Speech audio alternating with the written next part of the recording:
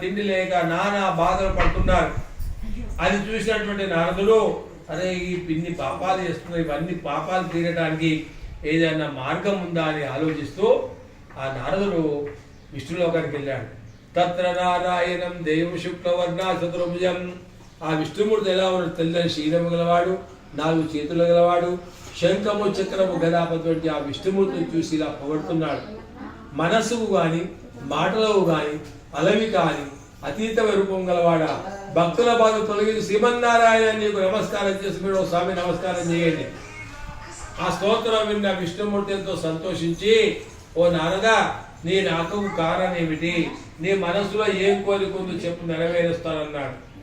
అప్పుడు నారదుడు మత్తలోకే జనా సర్వే నారాయణ సమన్విత. స్వామి భూలోకంలో పూర్వ జన్మ కర్మ ఫలముల చేత అనేక పాపాలు చేస్తున్నారు. ఆ పాపాలన్నీ తీరటానికి ఏదైనా మార్గం ఉంటే అనుగ్రహించమని ఆ నారదుడు విష్ణుమూర్తిని అడిగాడు. అప్పుడు ఆ భగవంతుడు చెప్తున్నావు, ఓ నారద లోకరైక చక్కని విషయం అడిగిన చాలా బాగున్నది. మానవులు దేని చేత సంసార భ్రాంతిని వదిలి సుఖ సంతోషాలతో ఉంటారు.